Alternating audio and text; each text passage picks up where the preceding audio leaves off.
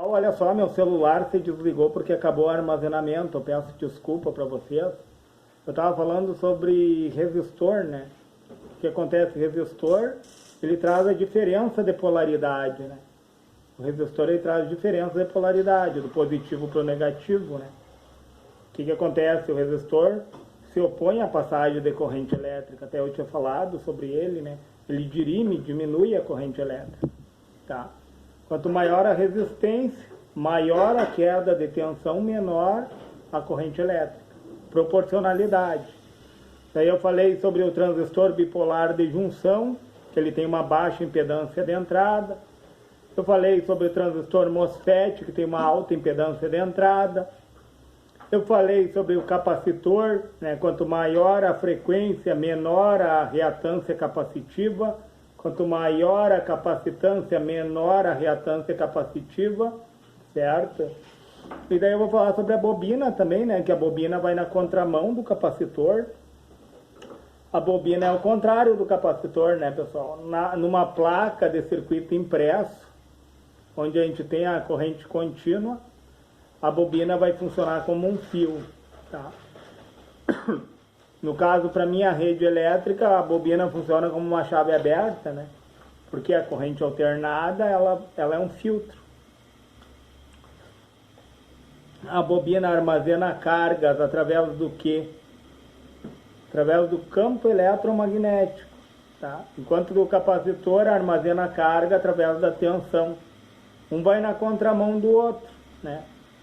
E daí eu estava falando sobre capacitor, até me fugiu a palavra, pessoal, que é capacitância parasita. O que é capacitância parasita? É quando, eu vou dar um exemplo de uma válvula triodo, né? Nós temos uma válvula triodo. O que acontece na válvula triodo? Eu tenho só uma placa controladora ali, como se tivesse um único capacitor. Daí eu falei sobre o microfone, né? Estou falando no microfone aqui, vai dar na casa dos 20 kHz ali na válvula. Em 20 kHz, pessoal, é uma frequência baixa para uma válvula triodo. Aliás, é uma frequência que está dentro da média, né? Que a gente vai pensar. E nessa frequência, pessoal, a válvula triodo, ela funciona de boa para um microfone. Agora, para uma frequência lá na casa dos mega-ohms, vai acontecer a capacitância parasita. O que é a capacitância parasita? Nada mais é que a interferência na válvula, pessoal. A interferência na saída do áudio lá, que vai se dar na válvula ali, ó. Por isso, se tu tem uma válvula tetraodo, né, que tem mais eletrodos, ou uma pentaodo, né, tem mais eletrodos, cada eletrodo ali representa praticamente um capacitor, pessoal.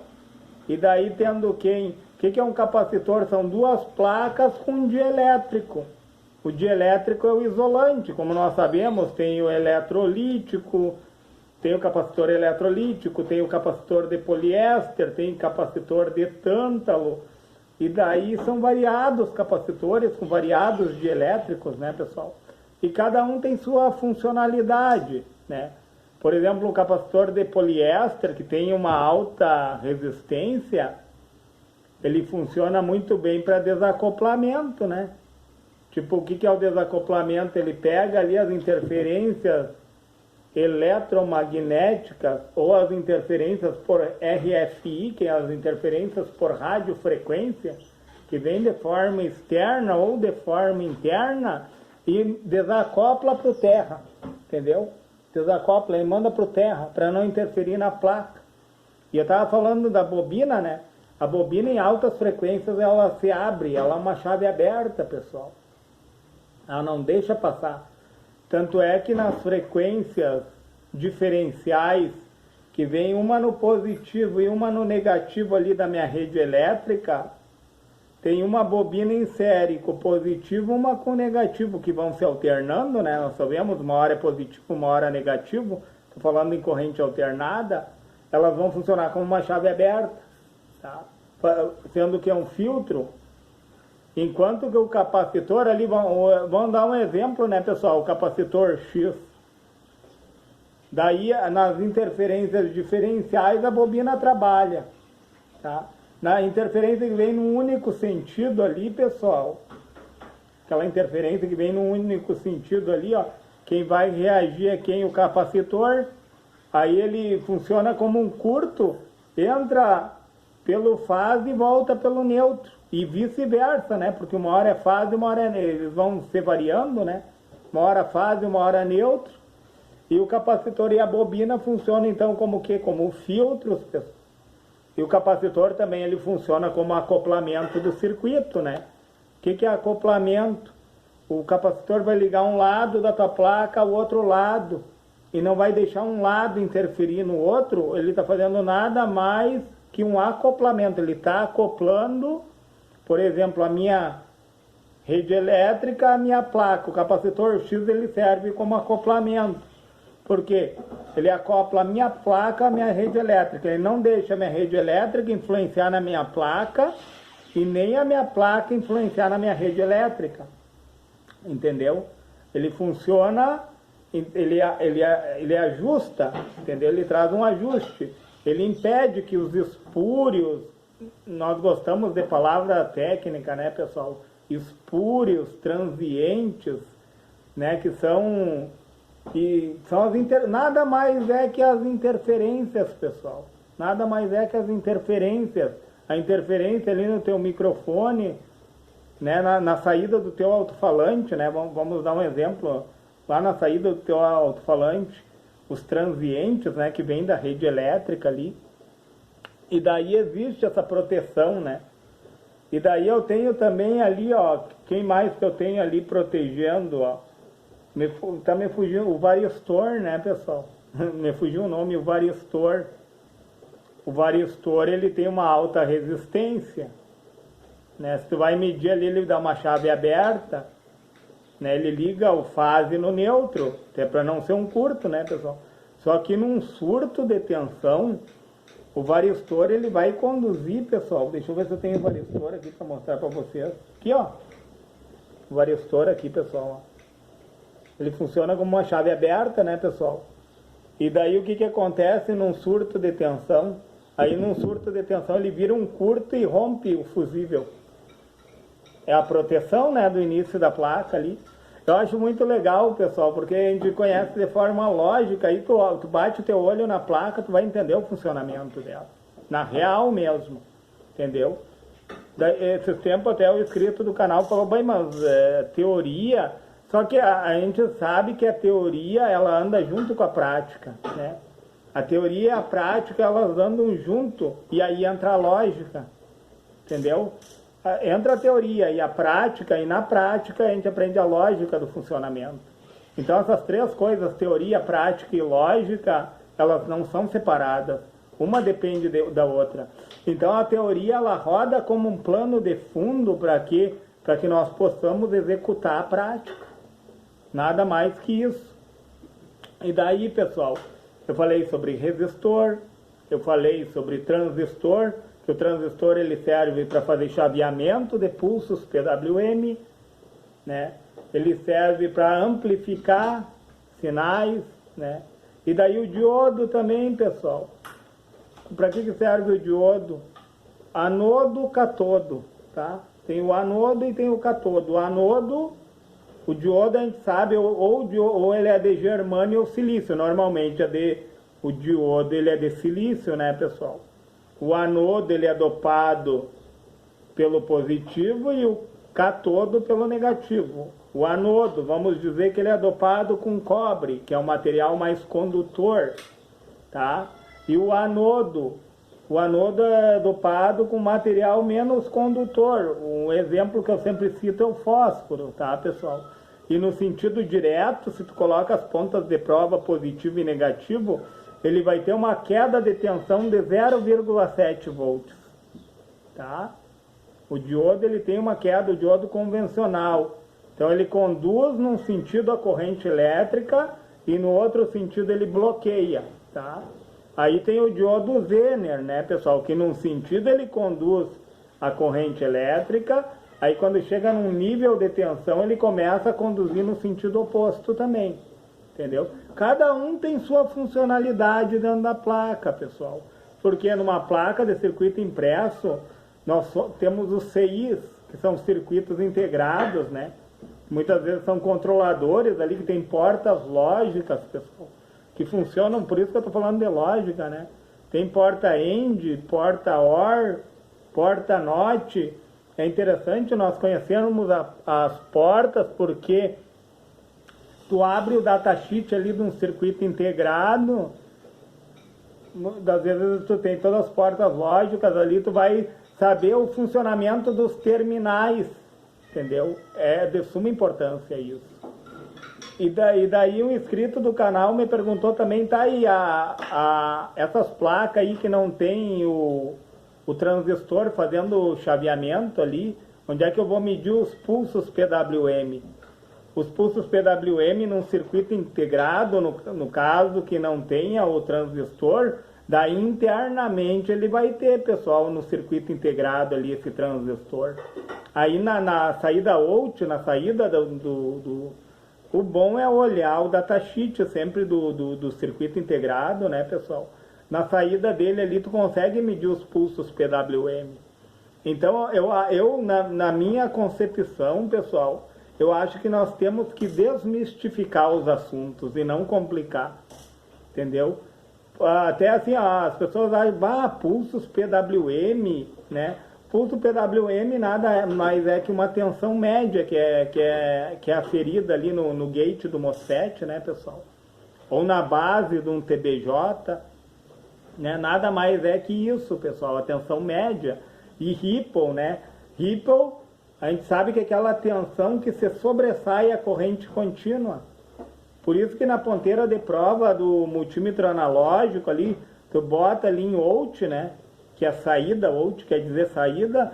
Muitos técnicos falam que é a entrada, na verdade é a entrada, né? Está entrando, né? Com o valor ali na...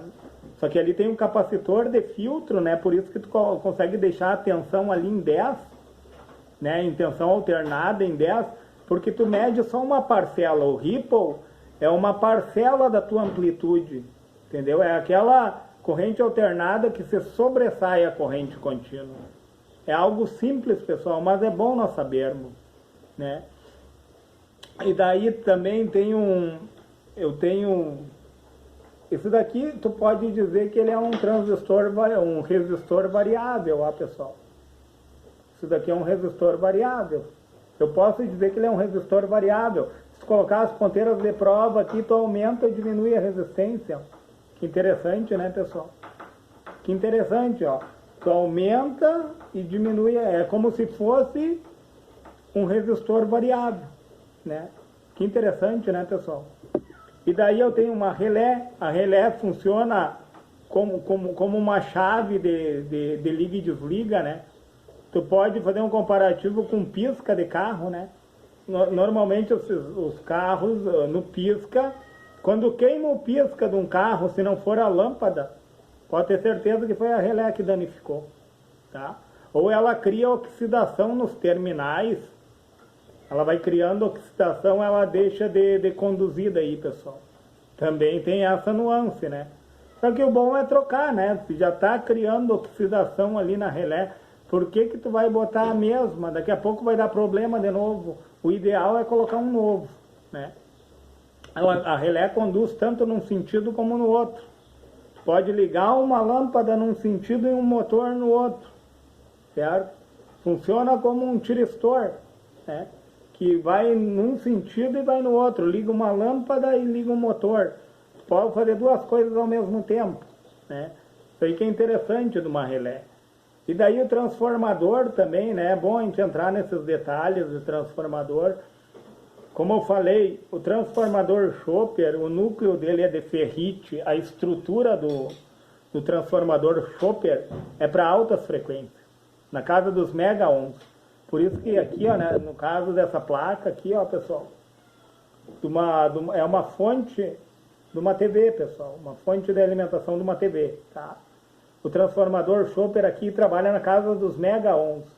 E daí o núcleo dele tem que ser de ferrite, esse material que não vai deixar ele vibrar e não vai deixar ele superaquecer, né? Tipo, se tu pegar um transformador convencional, esse daqui, ó, que tu liga na rede elétrica ali, ó. A minha rede elétrica, é 60 Hz a frequência, pessoal. O núcleo dele é de ferro. Ele não vai vibrar e não vai superaquecer, dependendo da configuração, né, pessoal? Porque é apenas 60 Hz. Mas inventa de botar esse transformador aqui numa placa, pessoal. Numa fonte dessas aqui para te ver se ele não vai superaquecer e se ele não vai vibrar pra caramba. Na casa dos mega-ohms de frequência, é uma frequência muito, muito, muito elevada, pessoal. Entendam, né? Então, a gente falou sobre resistor, que traz a diferença de potencial, tá? A gente falou sobre transistor, sobre relé, pessoal, sobre capacitor, sobre resistor variável, né? Que varia ali. Claro, pessoal, tu pode dizer que isso aqui é um potenciômetro, né? É um potenciômetro na linguagem técnica. Mas se tu botar teu multímetro ali, ó, tu vai ver que tudo que tu mede, pessoal, todos os componentes que tu vai medir, eles têm uma junção, entendeu? O capacitor eletrolítico, entre o dielétrico dele ali, ele tem o anodo e o catodo, ó. Vocês veem o eletrolítico, ele tem o negativo aqui, ó, que é esse terminal aqui, ó, e o positivo. Tu não pode pegar o teu eletrolítico e ligar direto na rede elétrica ali, tu vai explodir o capacitor, porque vai alternar entre o positivo e o negativo ali, ó. Tu tem que colocar um diodo aqui, ó, pessoal, no positivo dele aqui, ó. Tu vai colocar um diodo, o anodo ligado na rede vindo e o catodo ligado no positivo do capacitor eletrolítico, que daí tu faz um filtro de meia onda, né, pessoal?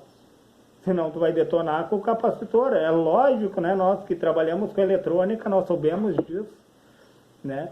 Então, mas o que eu quero falar nesse vídeo, pessoal? De nós entendermos os componentes na íntegra, entendermos a teoria, entendermos a prática, e é mexendo que a gente aprende, pessoal. A eletrônica, eu acho, ela não tem mistério, é mexendo, é testando os componentes, é trocando o componente, é o tempo, de tempo ao tempo, né? Muitas vezes a gente não quer dar tempo na nossa vida. Tipo, eu me formei em sistemas, pessoal, e eu vou confessar para vocês, teve coisas que eu levei 2 anos para aprender. Às vezes um professor não te alcança, às vezes eu não te alcanço, mas quem sabe outra pessoa, até a frequência da voz, pessoal, a frequência da voz influencia no conhecimento.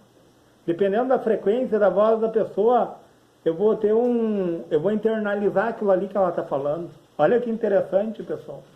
Tudo isso, às vezes a gente não aprende com o professor, mas outro vem e, né, e te dá um respaldo daquilo. Não é que um seja melhor que o outro, entendeu? Que quem sabe a didática de um não te alcança, mas a didática do outro te alcança, e vice-versa, pessoal.